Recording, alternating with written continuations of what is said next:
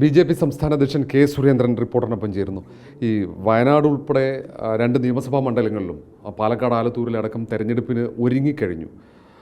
എങ്ങനെയാണ് ബി.ജെ.പി. സ്ഥാനാർത്ഥി നിർണയത്തിലേക്ക് കടക്കുകയാണോ? തീർച്ചയായിട്ടും ഞങ്ങളും അടുത്തയാഴ്ച യോഗങ്ങൾ ചേരുന്നുണ്ട്.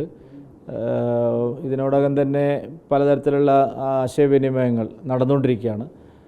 വൈകാതെ സ്ഥാനാർത്ഥികളുണ്ടാവും. എനിക്കിതിലൊരു രാഷ്ട്രീയമായൊരു നിലപാട് പറയാനുണ്ട്. കാരണം LDFന് ഇവിടെ ഇനി മത്സരിക്കേണ്ട കാര്യമില്ല. കാരണം CPI നേതാവ് ശ്രീ ബിനോയ് വിശ്വം പറഞ്ഞത് ഞങ്ങൾ മത്സരിച്ചില്ലെങ്കിൽ BJPക്ക് അത് ഗുണമാവും എന്ന് പറഞ്ഞാൽ അവർ മത്സരിക്കാൻ സ്വമേധയാ അവർക്ക് ഇഷ്ടമല്ല, ഞങ്ങൾ ഇപ്പുറത്ത് നിൽക്കുന്നത് കൊണ്ടാണ് അവർ മത്സരിക്കുന്നത് എന്ന് പറഞ്ഞാൽ അവർ രണ്ടും ഒന്നായി കഴിഞ്ഞു. കഴിഞ്ഞ തവണ മത്സരിച്ച ശ്രീമതി ആനിരാജ തന്നെ പറഞ്ഞിരിക്കുന്നത് സ്ത്രീകൾ ഒരു സ്ത്രീ സ്ഥാനാർത്ഥി എന്നുള്ള നിലയിൽ. അപ്പോൾ ഈ നിലയിലെല്ലാം നോക്കുമ്പോൾ LDFൻ്റെ പ്രസക്തി ഇല്ലാതായിരിക്കാൻ. അപ്പോൾ സത്യത്തിൽ LDF ഈ സ്ഥാനം മത്സരിക്കാതിരിക്കുന്നതാണ്, അതാണ് അവർ ചെയ്യേണ്ടത്. കാരണം ഈ കഴിഞ്ഞ ലോക്സഭാ തെരഞ്ഞെടുപ്പ് കഴിഞ്ഞിട്ട് നേരെ ആനിരാജ പോയത് വടക്കേ ഇന്ത്യയിൽ രാഹുൽ ഗാന്ധി ഉൾപ്പെടെയുള്ള ആൾക്കാരുടെ പ്രചാരണത്തിനാണ്. അപ്പോൾ അതുകൊണ്ടൊരു അപ്രസക്തമായ മത്സരമാണ്, ഒരു ഷേഡ് ഓഫ് ഫൈറ്റാണ് നടത്തുന്നത്. അതുകൊണ്ട് യഥാർത്ഥത്തിൽ ഒരു രാഷ്ട്രീയം എന്നുള്ളത് IND മുന്നണിയും NDA മുന്നണിയും തമ്മിലാണ്. ഈ നിലവിലുള്ള ഭൂരിപക്ഷം അത് വർദ്ധിപ്പിക്കും. 5 ലക്ഷത്തിലേറെ വോട്ടിൻ്റെ ഭൂരിപക്ഷത്തിന് പ്രിയങ്ക ഗാന്ധി വിജയിക്കുമെന്നാണ് കോൺഗ്രസ് നേതാക്കൾ പറയുന്നത്. മാത്രവുമല്ല, ഇന്ദിരാഗാന്ധിയുടെ 2ാം വരവെന്ന് വിശേഷിപ്പിച്ച് പ്രചാരണവും കോൺഗ്രസ് തുടങ്ങിക്കഴിഞ്ഞു. എങ്ങനെയാണ് ഇതിനെയൊക്കെ കാണുന്നത്? അങ്ങനെയൊക്കെ പറയാൻ മാത്രമുള്ള എന്തെങ്കിലും ഉണ്ടെന്ന് ഞാൻ വിചാരിക്കുന്നില്ല. കാരണം രാഹുൽ ഗാന്ധിക്ക് 2019 കിട്ടിയ ഭൂരിപക്ഷം അവിടെ കിട്ടിയിട്ടില്ല.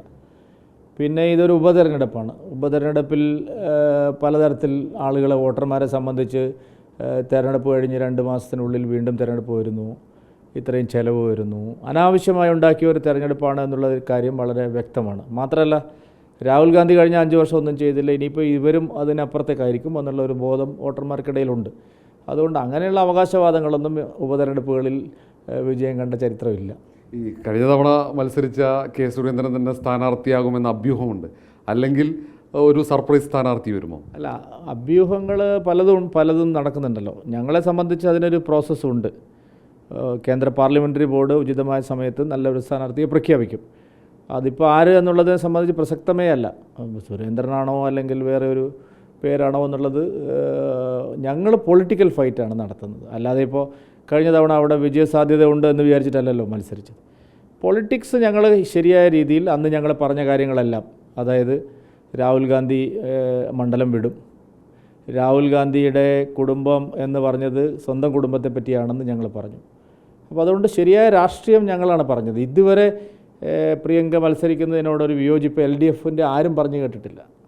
കോൺഗ്രസ്സിന് കേരളത്തിൽ നേതാക്കളില്ലാത്തതുകൊണ്ടല്ലല്ലോ. ഇപ്പോൾ മുരളീധരൻ തൃശ്ശൂരിൽ 3ാം സ്ഥാനത്ത് പോയി. അദ്ദേഹം പാർലമെൻറ്റിലേക്ക് ജയിക്കാൻ വടകരയാണെങ്കിൽ ജയിച്ചേനെന്ന് പറഞ്ഞ ആളാണ്. വനിതാ സ്ഥാനാർത്ഥിയായിട്ടുള്ള ആലത്തൂരിലെ രമ്യയുടെ പരാജയമുണ്ട്. എത്രയോ സ്ത്രീകൾ സീറ്റ് ചോദിച്ചിരുന്നു. കോൺഗ്രസിൻ്റെ അഖിലേന്ത്യാ വക്താവ് തന്നെ ഷമാ മുഹമ്മദ് തന്നെ സീറ്റ് കിട്ടാത്തതിൻ്റെ പേര് കരഞ്ഞുകൊണ്ടിരുന്നതാണ്. അപ്പോൾ കേരളത്തിൽ ഇത്രയധികം നേതാക്കന്മാരൊക്കെ ഉണ്ടായിട്ടും അവർ ആരെയും പരിഗണിക്കാതെ എന്താണ് ഇവിടെ പ്രിയങ്ക വരേണ്ട ഒരു അത്യാവശ്യം? ഒന്ന്. രണ്ടാമത്തത്, പാലക്കാട് ഉപതെരഞ്ഞെടുപ്പുണ്ട്. ഇപ്പോൾ ആൾക്കാർ ചോദിക്കുന്നു വാദ്ര വരുമെന്നുള്ളത്. ഇതൊക്കെ ഒരു തമാശയായിട്ട് ചിന്തിക്കുന്നതല്ല. എന്തിനാണ് കോൺഗ്രസ് ഇങ്ങനെ ഒരു കുടുംബാധിപത്യ ശീലം, കുടുംബവാഴ്ച ഇവിടെയും അടിച്ചേൽപ്പിക്കുന്നത്? ഇപ്പോൾ അമേഠിയും റായ്ബറേലിയും അങ്ങനെ ആക്കി. കേരളത്തിൽ പതിവില്ലാത്തൊരു രീതിയാണ് കൊണ്ടുവന്നിരിക്കുന്നത്. അതിൻ്റെ അകത്തൊരു രാഷ്ട്രീയമുണ്ട്. അതിനെ ഇടതുപക്ഷം ചോദ്യം ചെയ്യുന്നില്ല എന്നുള്ളതാണ് എന്നെ ഏറെ അത്ഭുതപ്പെടുത്തുന്നത്. വയനാട് കഴിഞ്ഞ് പാലക്കാടേക്ക് വരുമ്പോൾ BJP ഈ നിയമസഭയിൽ പാലക്കാടിലൂടെ അക്കൗണ്ട് തുറക്കാനുള്ള ഒരു സാധ്യത കാണുന്നുണ്ടോ? അല്ല, പാലക്കാട് കഴിഞ്ഞ തവണ നല്ല ക്രോസ് വോട്ടിംഗ് ഉണ്ടായിരുന്നില്ലെങ്കിൽ ശ്രീധരൻ സാർ തന്നെ ജയിച്ചേനെ. അതുകൊണ്ടാണ് ഞാൻ പറഞ്ഞത്, മുരളീധരൻ എന്ത് തീരുമാനിച്ചു എന്നാണ് എനിക്കിപ്പോഴും അറിയാത്തത്. ഞാനിപ്പോൾ എല്ലാ സ്ഥലത്തും പോയിട്ട് BJPക്ക് അപകടം വരുത്തി കളയാമെന്ന് പറഞ്ഞിട്ടാണല്ലോ തൃശ്ശൂരിലേക്ക് പോയത്.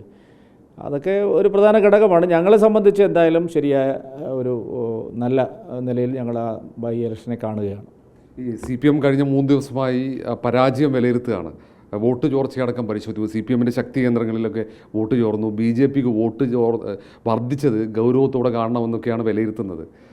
CPM തിരിച്ചു വരാനുള്ള സാധ്യതയാണ് പരിശോധിക്കുന്നത്. തിരുത്തൽ നടപടികളും CPM ആലോചിക്കുന്നു. അല്ല, CPMലെ ആളുകളെ എന്ത് ചർച്ച ചെയ്തിട്ടും കാര്യമില്ല. പിണറായി വിജയൻ മാറുമോ എന്നുള്ളതാണ്, അദ്ദേഹത്തിൻ്റെ നിലപാട് മാറുമോ എന്നുള്ളതാണ് ഇതിലെ ഒരു പ്രധാന പ്രശ്നം. ഈ തെരഞ്ഞെടുപ്പ് തോൽവിക്ക് പാർട്ടിയുടെ തകർച്ചയ്ക്ക് കാരണമായത് പിണറായി വിജയനും സംഘവുമാണ്. ഒന്ന്, അദ്ദേഹത്തിൻ്റെ കുടുംബം നടത്തുന്ന അഴിമതി അദ്ദേഹം അവസാനിപ്പിക്കുകയോ ഇല്ലയോ. രണ്ട്, അദ്ദേഹത്തിൻ്റെ സ്ട്രാറ്റജിക്കൽ മിസ്റ്റേക്കാണ്. മുസ്ലിങ്ങളെ ആകെ 30% വരുന്ന മുസ്ലിങ്ങളെ ആകെ ഭയാശങ്കയിലാക്കി കൂട്ടത്തോടെ UDFിലേക്ക് പായിക്കുകയാണ് അദ്ദേഹം ചെയ്തത്. എല്ലാ സ്ഥലങ്ങളിലും ചെന്ന് അദ്ദേഹം പറയുകയാണ്, നിങ്ങളുടെ കാര്യം പോയി, രണ്ടാംകിട പൗരന്മാരായില്ലേ നിങ്ങൾ എന്ന് പറഞ്ഞ് CA എന്ന് പറഞ്ഞ് അവരെ പേടിപ്പിച്ചു. അവരെന്ത് ചെയ്തു?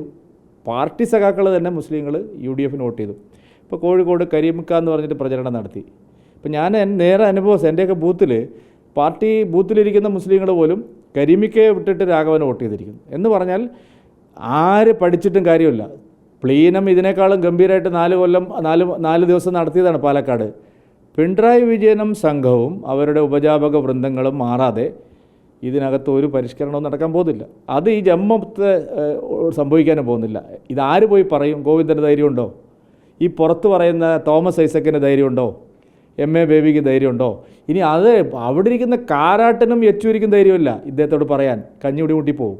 അതാണ് പ്രശ്നം. അതുകൊണ്ട് പിണറായി വിജയൻ മാറാതെ, അദ്ദേഹത്തിൻ്റെ നിലപാട് മാറാതെ ഒരു പഠനവും ഇവർ നടത്തിയിട്ട് കാര്യമില്ല.